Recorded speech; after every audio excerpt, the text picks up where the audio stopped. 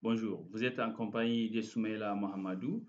Nous allons voir comment créer un repos local sur Solaris 11.3.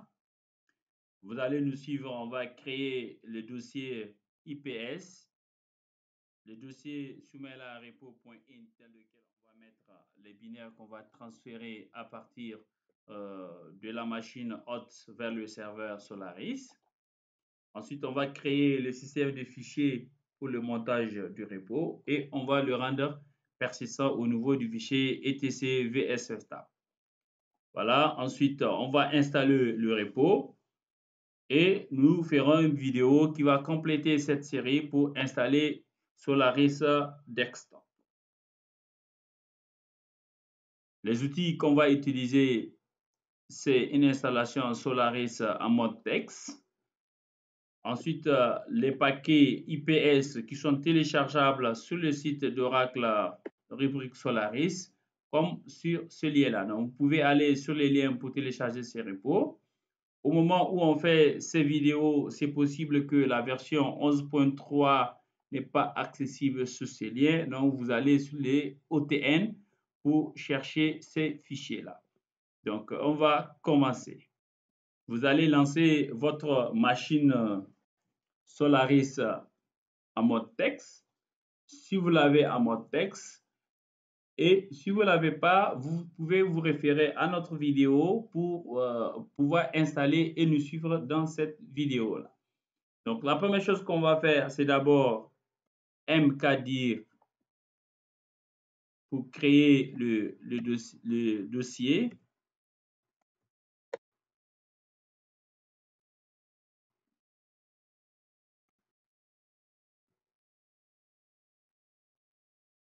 Ensuite, on va créer, on met le path parce que Soumaïla n'existe pas. On va créer Soumaïla repo. C'est pour cela on met int pour le repos initial. Ensuite, on va créer le repos incrémental. Voilà, donc nos dossiers sont créés. Maintenant, on va procéder au transfert des fichiers de la machine hôte vers le serveur. On va utiliser MobileXN qu'on a déjà vu dans la précédente vidéo, que vous pouvez utiliser vous aussi si vous avez un autre client FTP. Donc voilà notre session FTP qu'on va créer ici. Vous allez mettre l'adresse du serveur, c'est 10.2. Le nom d'utilisateur, c'est root. Et le port par défaut, c'est 21. Donc vous cliquez. Voilà, c'est ouvert. Donc on va voir bien le dossier qu'on vient de créer, Soumaïla, qu'on vient de créer. Il est là. Donc on va ouvrir le dossier int ici. Et vous allez sur le dossier où vous avez stocké vos fichiers pour accéder à ces fichiers. J'ai un dossier Solaris dans lequel j'ai les dossiers IPS sont là.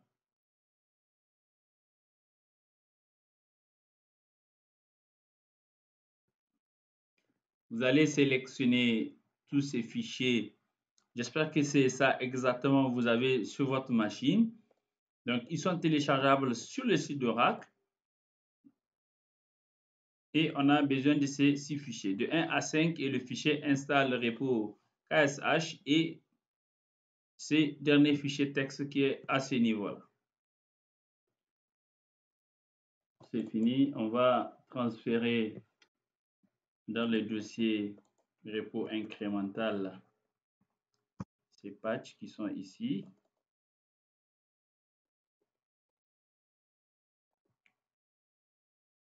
J'ai besoin de ça. Voilà. Et je les transfère aussi dans ces dossiers-là. Le transfert prend un peu de temps. Le transfert prend un peu de temps. Voilà, on a tous les fichiers sur le serveur. On peut faire une connexion SSH sur le serveur pour voir les fichiers qui sont bien arrivés. Mettez route ici.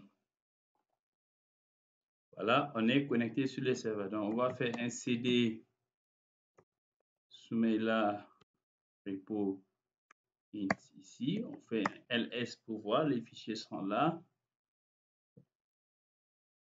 Et on fait repo.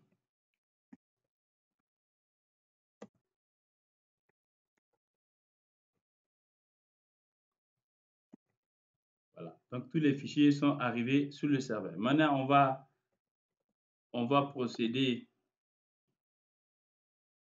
à la création du système de fichiers. ZFS create airpool IPS. Voilà. On va monter le fichier sur le point de montage.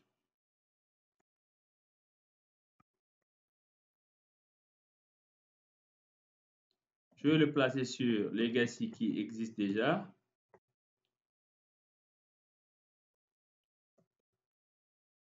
Airpool IPS. Voilà. Donc, le point de montage est créé. Je vais le rendre persistant en éditant le fichier etc vfstab. Donc, je viens à la dernière. Attention, la souris ne marche pas ici. Donc, airpool/IPS. Ensuite, au niveau des devices, vous mettez c'est tiré. Ensuite, au point de montage, on met IPS. Le système de fichiers, c'est ZFS. Le monter au démarrage, oui. Et ensuite, on met un tiré. Je fais 2 points pour enregistrer. Je vérifie si tout s'est bien passé en forçant le montage du système de fichiers.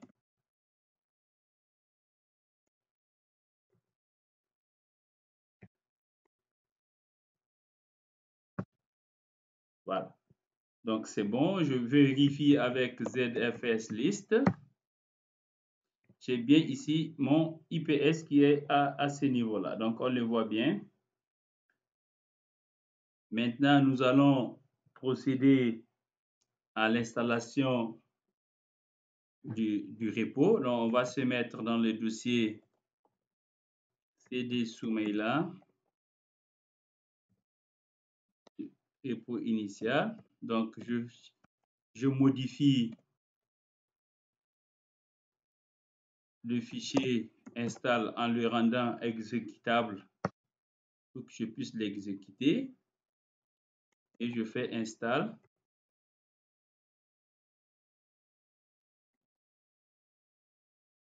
Je le mets dans le dossier IPS.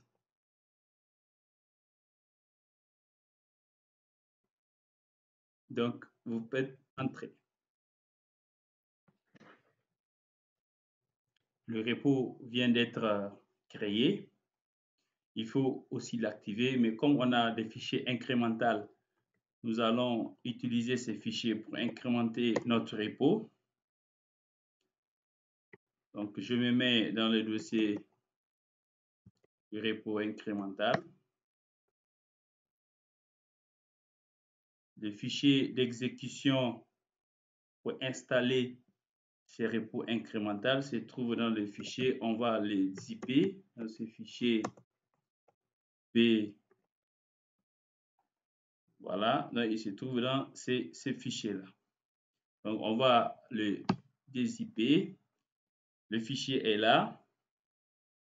Et là, nous allons l'installer. Donc, vous allez faire comme ça, install. Alors, on met CV pour voir ce qui se passe. Et D, je mets le chemin IPS où on va mettre les fichiers qui seront dézippés. Et là, vous faites entrer.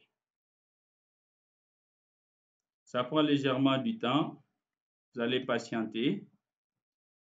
Vous dites yes.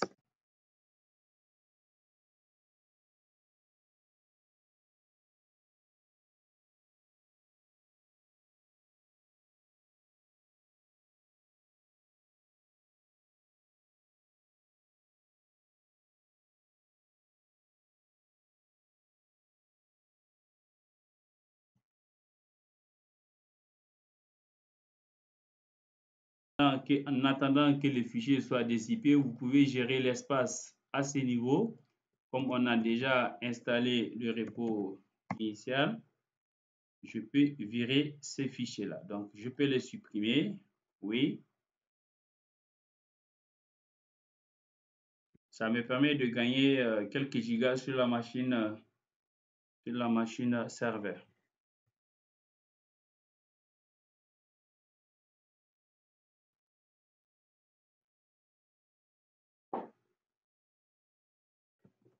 Une fois le repo est incrémenté, vous voyez bien qu'il a été reconstruit avec cette fonction rebuild. Donc, vous allez vérifier avec pkg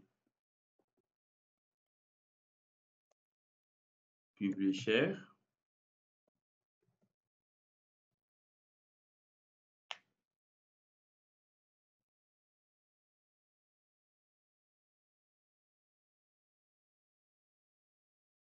Voilà, on voit bien qu'il y a déjà un publisher qui est ici, Solaris, mais qui pointe sur le package qui sont en ligne à ce niveau.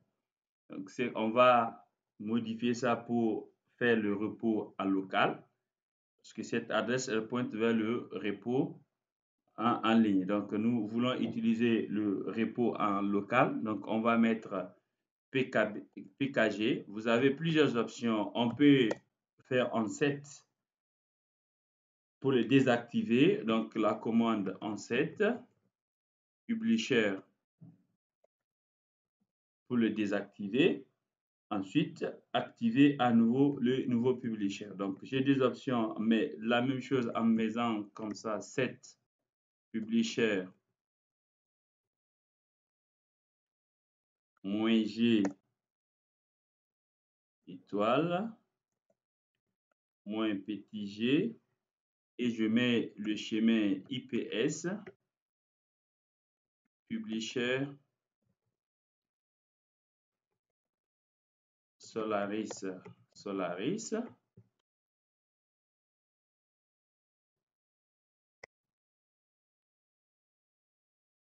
Voilà, il va rafraîchir le catalogue pour prendre en compte ces repos qui est en local. Voilà, c'est terminé. On peut le voir à ce niveau.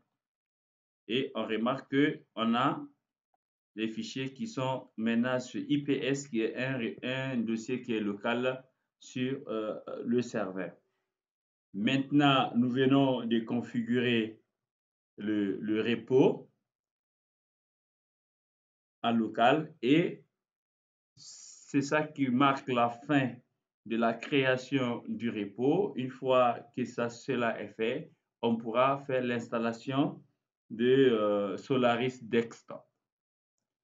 Cette méthode qu'on a utilisée, c'est une méthode simple pour la création d'un repo local. Pour plus d'informations sur comment créer un repo local, vous avez une documentation très bien fournie sur le site d'Oracle. Nous vous conseillons de voir toutes les méthodes, toutes les bonnes pratiques sur la création de repos pour bien maîtriser le sujet. Avant de finir, nous montrons, si vous voulez savoir un peu plus, vous pouvez faire man pkg pour voir les options du manuel d'utilisation de pkg.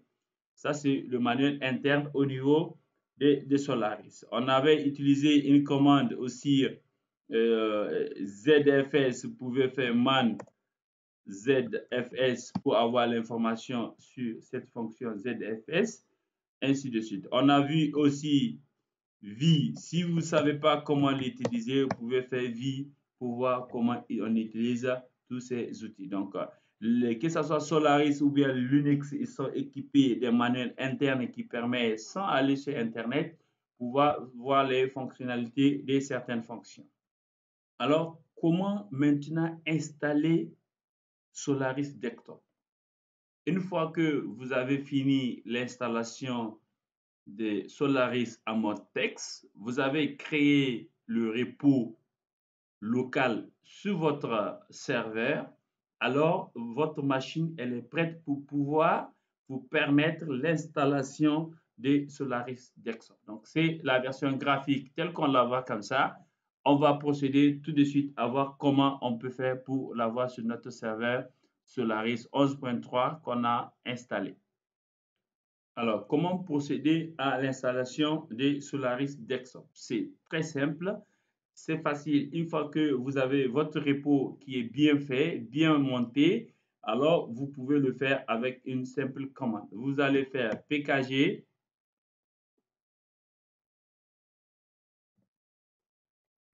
install Solaris Desktop et vous tapez entrée.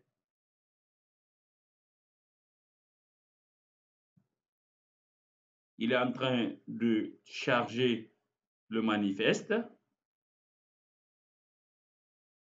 Ça prend légèrement du temps, donc veuillez patienter.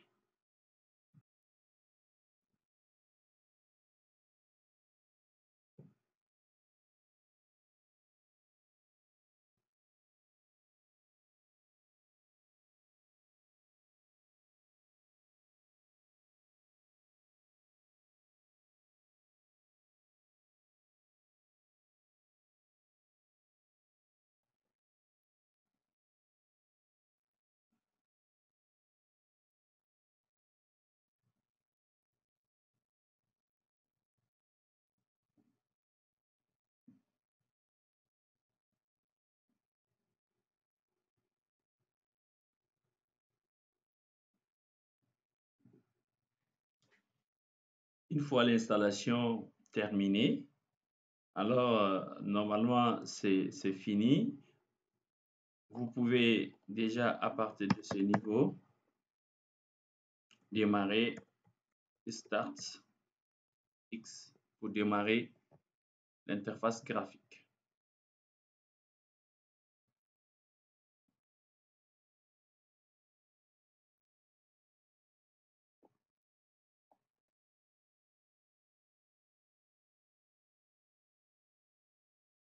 Voilà.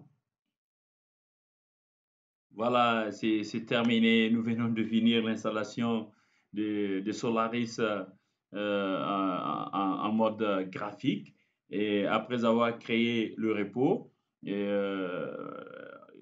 initial, et on a aussi fait une mise à jour du repo, et on a installé Solaris Desktop, et voilà l'interface. Merci d'avoir suivi cette vidéo. Nous vous remercions pour votre patience parce que ça prend légèrement du temps et en espérant vous trouver très prochainement sur notre chaîne YouTube. Nous vous remercions. À très bientôt.